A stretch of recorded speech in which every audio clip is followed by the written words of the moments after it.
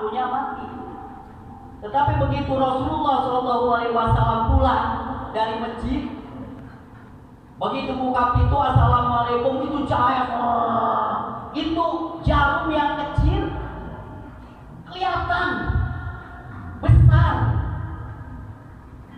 terlihat jelas itu jarum yang kecil. Ketika datang Rasulullah SAW, mukanya begitu bercahaya. Maka Siti Aisyah berkata kepada Rasulullah SAW, ya Rasul, bagaimana umatmu tidak akan kenal engkau, sedangkan mukamu begitu bercahaya, begitu mengkilat. Jarum yang kecil saja begitu engkau datang terlihat dengan cahaya pancaran wajahmu, apalagi umatmu, tentu akan semua yang akan mengenalmu. Apa kata Allah? Tidak. Tidak semua umatku mengenalku. Ada umat-umat yang sombong, yang tidak mengenal Rasulullah SAW. Siapa itu? Yaitu orang yang tidak pernah membaca salawat kepada baginda Nabi besar Muhammad SAW. Makanya merinding tadi tadi saya baca, masya Allah, bulu kuduk saya merinding membaca salawat memuliakan baginda Nabi besar Muhammad SAW. Insya Allah kita semua ini penghuni surganya Allah Subhanahu Wa Taala, bertemu dengan baginda besar Muhammad SAW dan mendapatkan syafaat surga baginda Nabi besar Muhammad SAW. Alhamdulillahilladzi an'amana bi ni'mati sihhati wal afiyah. Asyhadu an la ilaha illallah wahdahu la syarika lah. Wa asyhadu anna Muhammadan abduhu wa rasuluhu la nabiyya ba'dah. Allahumma fasholli wa sallim wa barik ala sayyidina Muhammad. Allahumma sholli wa sallim Sayyidina Muhammad wa ala alihi wa sahbihi ajma'in, amma ba'd. Wa qala Allah ta'ala fil Qur'anil Karim, Bismillahirrahmanirrahim. Ya ayyuhalladzina amanu la tulhikum amwalukum wa la auladukum an dzikrillah wa man yaf'al dzalika faulaika humul khasirun. Shadaqallahul azim wa balagha rasuluhul habibul karim. Wa nahnu ala dzalika minasyahidin wa syakirina walhamdulillahi rabbil alamin. Al-Mukarram yang saya hormati, sahabat saya Ustadz Ade, alhamdulillah selalu senantiasa eksis di tengah-tengah pemuda sedesa Parakan Jaya. Juga yang kami hormati sahabat saya pula Al-Mukarram Bapak Amil Ustadz Dada yang senantiasa mendampingi saya kemana saja saya berada. Cuma kenalan WC aja ngadepin saya. Memandi enggak? Yang saya hormati sahabat saya Bapak, para asatid, mohon maaf saya tidak sebut namanya satu persatu, banyak ustadznya di sini, mohon maaf. Karena saya baru kenal, baru lihat wajahnya. Kalau saya lihat-lihat pada ganteng-ganteng banget mukanya nih. Sama saya beda tipis sekali ya. Saya kenalkan, nama saya Aliando.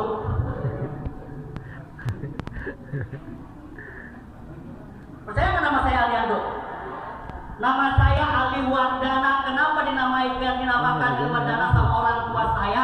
Karena waktu kecil nggak pernah pakai celana, maka dinamain Ali Wardana. Si Ali nggak pernah pakai celana.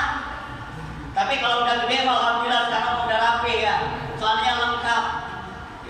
Makanya saya waktu masih kecil berlari-lari, orang tua saya jaga saya berlari-lari. Susana, susah pakai celana. Gak mau pakai celana saya waktu masih kecil. Tapi alhamdulillah sekarang udah gede, udah ganteng, udah ngikut, amit cara lain. Kata cewek bilang amit-amit saya. Kecil, mungil, mirip upil, tapi saya nggak lincah. Walaupun kecil juga, makanya nih anak gadis kalau nyari pasangan saya kasih tahu. Anak cowok dengan si pasangan saya kasih tahu. Saya mau yang cakep mau yang jelek? Mau yang cakep mau yang jelek? Jujur, yang hitam. Saya aja hitam, pengen yang putih, mau yang hitam. Makanya saya kasih tahu ya, kalau seorang laki-laki kau cari pasangan nanti seorang istri, seorang perempuan saya kasih tahu ya, kalau nyari pasangan seorang suami, jangan yang pinter nyari duit, jangan yang pinter nyari duit. Sebab kenapa? Nanti duit istri habis dari apa yang mau kita nyari duit. Tapi pinter ibadah, pinter agamanya. Sebab kenapa? Zaman sekarang ini jarang sekali para pemuda yang seperti sekarang ini mau ngumpul-ngumpul, jarang. Berat Bapak Ustadz Ade ngumpulin anak-anak muda sedesa Parakan Jaya untuk kumpul dalam masjid talim menuntut ilmu Allah Subhanahu wa Ta'ala, jarang sekali. Makanya ini merupakan contoh para pemuda pilihan-pilihan Allah Subhanahu wa Ta'ala. Antum tuh dipilih oleh Allah Subhanahu wa Ta'ala. Saudara-saudara para pemuda yang dimuliakan oleh Allah Subhanahu wa Ta'ala. Tadi MC, siapa tadi MC? Oh ini Bapak Ustadz kita juga. Jadi bagi kesempatan, kalau dari kesempatan nggak mungkin naik, nggak mungkin diri saya. MC kalau kata kita mah, kalau saya bukan MC namanya zaman dulu sama zaman jebot, zaman jadul. Kalau pembawa acara teh namanya protokol. Kalau makanan lalaban yang bau namanya jengkol. Kalau ikan laut yang nikmat, yang gurih diiris-iris kecil dibelah-belah namanya ikan tongkol. Pinter banget anak muda. Kalau kayu segede ini panjangnya ada di dalam beduk namanya kokol 100. Kalau ada barang yang gantung di dalam celana, anjlok-anjlokan, namanya kunci.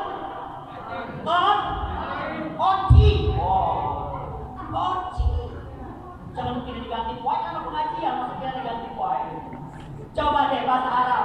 Ya dia Kalau anak kecil, kalau pengaji baca Al-Quran, kalau laki-laki namanya qori. Kalau baca Al-Quran oleh perempuan namanya qori. Kalau penceramah saya laki-laki namanya saya mubalik, betul. Kalau perempuan yang ceramah namanya mubalingo. Kalau laki-laki satu bahasa Arabnya apa? Laki sendiri gitu, bahasa Arabnya apa? Laki-laki satu antas 100 yang di pojok. Kalau perempuan sendiri sedang melamun bikin pacarnya namanya anti. Betul. Kalau laki-laki banyak nih lagi ngeriung nih namanya kunta. Ya, kita siapa? Yang 1000 saya kasih ulangnya. Kalau perempuan banyak lagi ngumpul, bahasa Arabnya namanya kunti. Wah, kunti lo. Kunti. Saya kabur pulang ada kunti yang hadir. Serem-serem mau cari kunti. Makanya ada seorang anak muda dengerin ya. Ada seorang orang Bandung kan Sunda ya. Bertemu sama orang Arab di perjalanan. Kata orang Arab begini. Orang Bandung bisa bahasa Arab tidak? Bisa, sombong. Karena dia baru pesantren 2 tahun. Ditanya sama orang Arab, coba bahasa Arabnya anak kecil cebok gak bersih, bahasa Arabnya apa? Siapa yang tahu? Ayo saya kasih juta kita. Al-antaina, betul, bukan asli al-antaina. Bener gak? Al-antaina. Diutang bisa ada ya. Bahasa anak muda terus pinter bahasa. Bahasa Inggrisnya kucing menangkap bola panjang. Kucing cat menangkap tank bola panjang ketek lu bolong.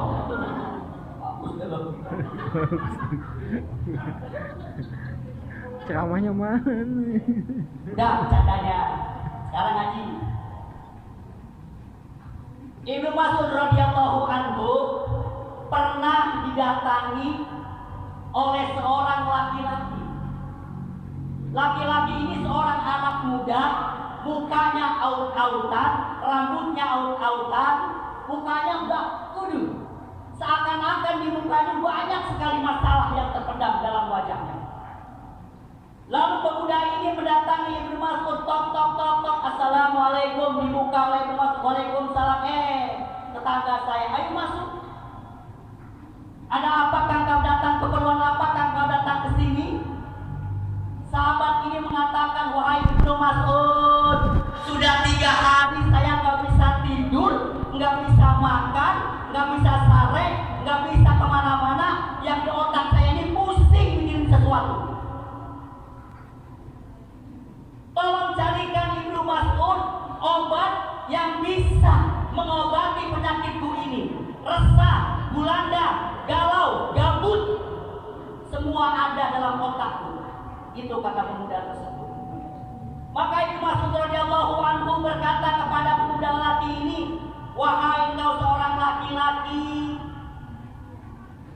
ada obat yang paling jitu, yang engkau obat itu tidak ada di apotek, obat itu tidak ada di dokter, obat itu tidak ada di warung, tapi obat itu ada dalam diri hatimu. Kunjungilah 3 tempat, maka hatimu yang mudah gulana, hatimu yang sedang galau, hati yang sedang kabut, seketika akan sembuh. Mana tempat yang harus dikunjungi supaya hati kita tidak galau? 1, sholat berjamaah. Rajin kan sholat berjamaah ini? Rajin nggak? Sholat berjamaah. Alhamdulillah ini muka-muka calon muslim rajin-rajin semua sholatnya kayaknya paling belakang. Amin, mudah-mudahan. Yang kedua, kalau engkau melakukan sholat berjamaah kemudian engkau duduk berzikir, masih saja pusingmu, otakmu masih kacau, otakmu masih resah, hati masih gundah gulana, gabut, maka datangilah orang yang sedang membaca Al-Quran. Engkau duduk mengikut membacanya atau engkau mendengarkan dia membaca Al-Quran, maka akan hilang gundah gulanamu. Dilakukan oleh pemuda tersebut, datang ke tempat ngaji, duduk, dia nggak bisa baca, dengerin, tapi belum hilang itu gundah gulananya. Datang kembali ke wahai Ibnu Mas'ud, aku tambah stres mendengarkan Al-Quran, belum juga sembuh gundah gulanaku. Maka kita Ibnu Mas'ud yang terakhir, kamu datang ke tempat majlis taklim, ke tempat pengajian, engkau duduk dengarkan kiai, dengarkan ustaz yang sedang bertausiah menasihati kepadamu, maka disitulah engkau hatimu yang gundah gulana akan menjadi sehat. Itu nasihat Ibnu Mas'ud radhiyallahu anhu. Maka ini para malaikat sekarang nih, tadi beberapa acara bilang kalau mudah-mudahan jangan pulang, bener. Malaikat lagi kumpul, turun. Ya Rabb, kata malaikat, itu di kampung Ampera RW 06 RT 04 lagi banyak anak muda. Siapa yang sedang kumpul anak muda? Laki-laki, ya Rabb, dan Allah lebih tahu. Adakah perempuan? Ada, ya Rabb. Banyak tidak banyak sampai keluar-keluar saudara. Bagaimana bapak-bapaknya ada 10 orang, Pak Amil, Pak Ustaz Ade, Pak Bapak, semua ada. Aki-akinya ada, ada yang cuma copot. Dikasih tahu Allah, laporan malaikat kepada Roh. Maka kata kemudian datang ditanya oleh Allah, ya malaikat tuh dia mau ngapain? Duduk di masjid Talim, masjid As-Solihin, malam-malam begini orang pada tidur. Dia karena ingin ridho ya Rob, dia pengen surga ya Rob. Apakah engkau udah lihat? Apakah dia udah lihat surganya? Belum. Apalagi kalau melihat surgamu, maka dia akan lebih giat belajarnya, akan lebih giat untuk ilmu Allah Subhanahu wa Ta'ala. Lalu apalagi yang dia lihat takut nerakamu ya Rob? Apakah dia akan nerakamu? Belum. Apalagi kalau dia sudah tahu nerakamu yang begitu dahsyat, maka dia akan rajin lagi untuk ilmu Allah Subhanahu wa Ta'ala. Maka Allah Subhanahu wa Ta'ala malaikat turun ke muka bumi, kemudian dikumpulkan dosanya saya, dosa kamu, dosa kamu, dosa kamu, dosa semua yang ada di sini, perempuan laki-laki dikumpulkan, ditempatkan, ditaruh depan pintu-pintu keluar, pojok kanan, pojok kiri, belakang, dikumpulin dosa-dosa kita oleh para malaikat. Makanya kalau udah ada pengajian pulang duluan, jangan takut dosa kita kesangkut sama orang lain. Begitu kita pulang, dosa orang lain kita bawa pulang duluan. Nanti sampai selesai, dan dosa-dosa kita dikumpulin oleh para malaikat di pintu-pintu masuk dan keluar dalam majlis ini. Lalu Allah berfirman, hapuskan seluruh dosa-dosa orang yang ada dalam majlis itu, karena dia selalu mengingatku. Nanti di surga itu orang masuk surga nyesel. Apa senang? Hah? Senang. Tapi ada dalam kitab Mutlaq Hadis, ada seorang laki-laki masuk surga, dia nangis dan nyesel. Kenapa dia nyesel masuk surga? Ternyata tingkatan surga itu dia lihat banyak sekali waktu-waktu, menit-menit, detik-detik yang terbuang untuk mencari ilmu Allah Subhanahu wa Ta'ala. Makanya kata Rasul, manusia itu cuma 4 golongan, jangan jadi yang kelima. Siapa yang tahu hadisnya? Woi. Manusia itu cuma ada 4 golongan, jangan jadi yang kelima. Siapa tahu ya hadisnya? Kata Nabi, uktu aliman, jadilah engkau seorang aliman, seorang alim. Siapa seorang alim itu? Orang yang berilmu dan mengamalkan ilmunya. Sekali lagi, orang alim itu orang berilmu tapi mengamalkan ilmunya. Banyakkah orang berilmu sekarang ini? Tapi disebut alim tidak? Belum tentu. Sebab kenapa? Banyak orang berilmu tapi ilmunya dimanfaatkan untuk maksiat, untuk dunia. Benar nggak? Makanya orang alim dengan orang abid itu beda tingkatnya jauh. Dulu nih ya, dalam kitab Irsyadul Ibad ada seorang ahli ibadah, ada seorang alim. Orang ahli ibadah ditimbang amalnya, udah masuk surga, masuk ya surga. Tapi orang alim begitu disuruh masuk ke surga, baru masuk ke surga melangkah, stop. Orang alim tersebut di stop, jangan langsung masuk surga. Kenapa? Karena orang alim tersebut dapat diperintahkan untuk memberikan syafaat kepada keluarga yang 70 orang keluarganya dan kepada orang yang dia sukai. Makanya kalau berteman sama orang alim, para kiai, para ulama, para habaib, beruntung. Dekat sama habaib, untung. Dekat sama preman, untung. Mau dekat sama kiai, apa sama habib, apa ustaz, apa sama kita kemana? Kita bisa nyangkut, nangkring di tangannya, nangkring di kakinya, nangkring di pundaknya, nangkring di topi-topianya, nangkring dia sama mamanya, nangkring di sorbannya. Betul tidak? Para alim ulama, apalagi zaman sekarang, saya sedih. Yang jadi imam kayak kakek, yang muadzin kayak kakek, yang khotib Jumat udah pada tua. Siapa lagi yang gantiin kalau bukan antum-antum sekalian?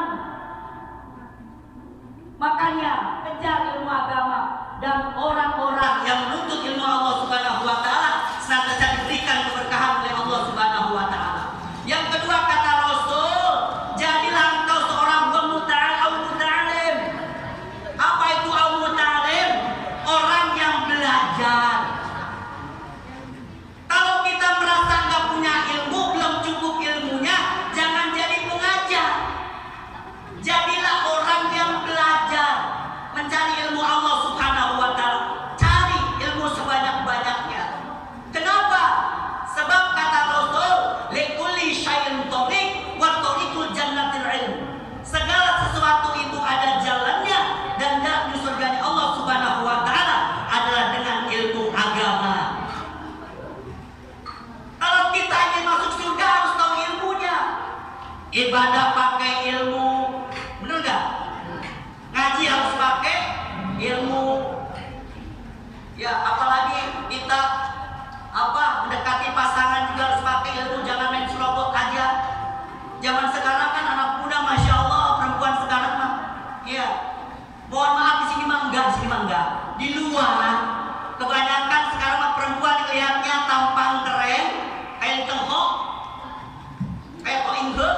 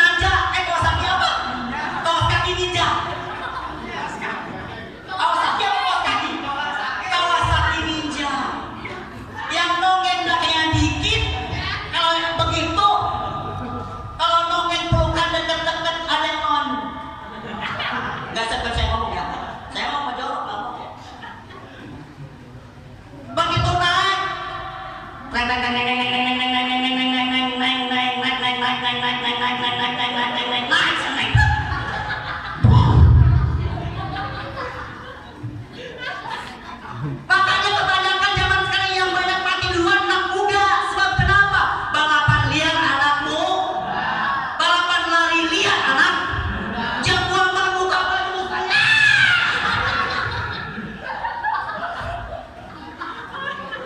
Nggak punya motor balapan lari li. Siapa yang udah pernah ikut balapan liar? Ayo, lari sama saya sekarang. Siapa? Lari sekarang. Joprak masih. Ada aja anak muda. Kelamaan kan saya ngomong.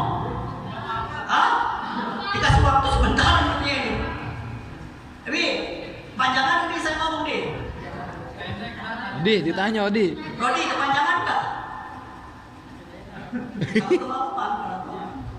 Masya Allah panjangan. Oh ya sampai habis ya habisnya. Sombong banget anak muda sekarang, wanita sekarang juga sombong. Pengennya orang yang punya motor, cimot, cinta motor. Motor gaya, merek NMAX yang pulang, merek NMAX yang pulang, pergi ke warung beli parang, naik pusing mikirin tiap bulannya. Bunyinya begitu nyalain, angsuran. Boleh ngangsur? Mulai saya nih. Gue takut pusing. Mohon maaf bisa adik kalau bercanda. Kita malu. Soalnya hati-hati gue bapak kali ya. Mohon maaf saya. Dia aja lagi khotbah. Udah selesai khotbah.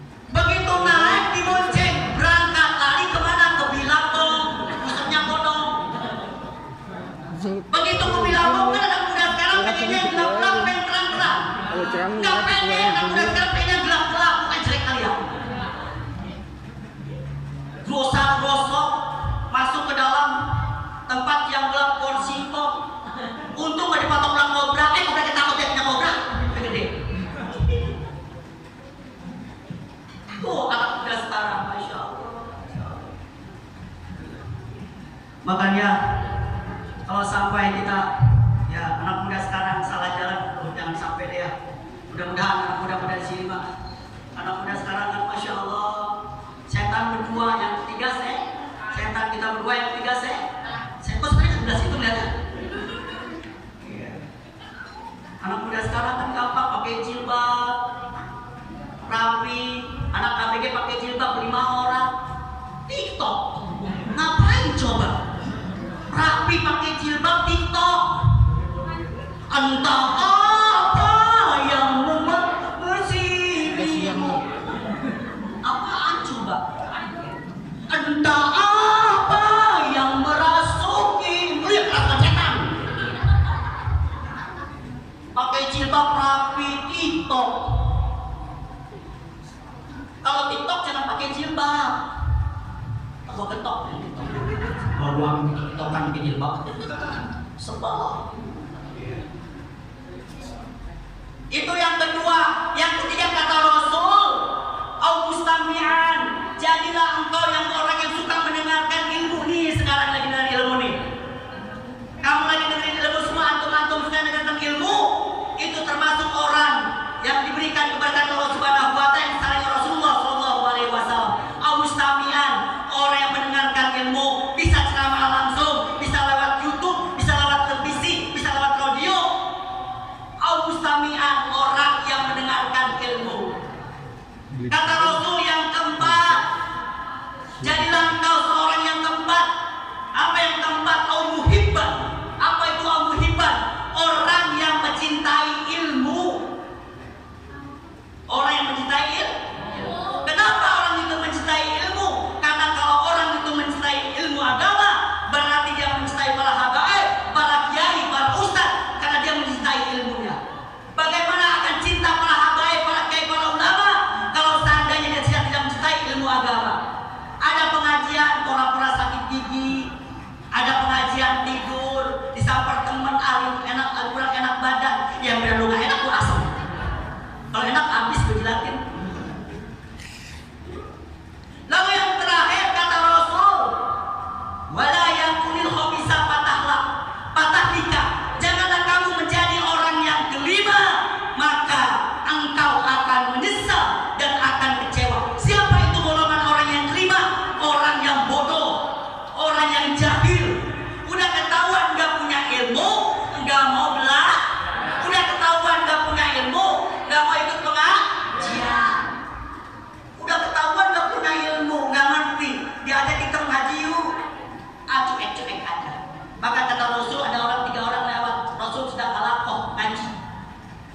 Sehingga orang itu yang satu ada temannya Hajiu ikut sama Rasul, masuk yang pertama paling depan. Yang kedua ikut paling pintu belakang. Kata Rasul, orang yang pertama dia cinta kepada Allah, maka Allah memuliakannya, dia memberikan tempat buatnya. Orang yang kedua dia depan pintu, dia punya perasaan malu, tapi Allah menghormati rasa malunya. Orang yang ketiga lewat, gak mau malu lewat. Maka kata Rasul, itulah orang yang paling menyesal, dia mengabaikan panggilan Allah dan Allah akan mengabaikan setiap permintaannya. Makanya untung dia hadir di sini, Pak ya. Masya Allah, mudah-mudahan kita dikabulkan Allah Subhanahu wa taala. Doakan mudah-mudahan yang paling jomblo. Ada yang jomblo nggak di sini? Biar tambah jomblo. Yang jomblo pulang dari sini, mudah-mudahan Allah Subhanahu wa taala dapat jodohnya yang soleh dan soleha. Amin. Amin. Yang paling kecil bukan jomblo. Jomblo yang kecil paling jomblo nih berarti ya. Begitu aja. Mohon maaf kalau terlalu malam, udah pas 5 ya. Saya dikasih waktunya sebentar, biasanya 1 jam setengah kalau ceramah. Jadi mohon maaf, sedikit, walaupun sedikit, mudah-mudahan ada manfaatnya. Mudah-mudahan memberikan cendrawasih. Hari Minggu libur sekolah, main bola di lapangan. Kalau ada kata saya yang salah, mohon maafkan. Ikan kakap, ikan patin. Mohon maaf lahir dan batin. Buah tomat, buah putih, amat uy. Wabillahi taufiq wal hidayah. Wassalamualaikum warahmatullahi wabarakatuh.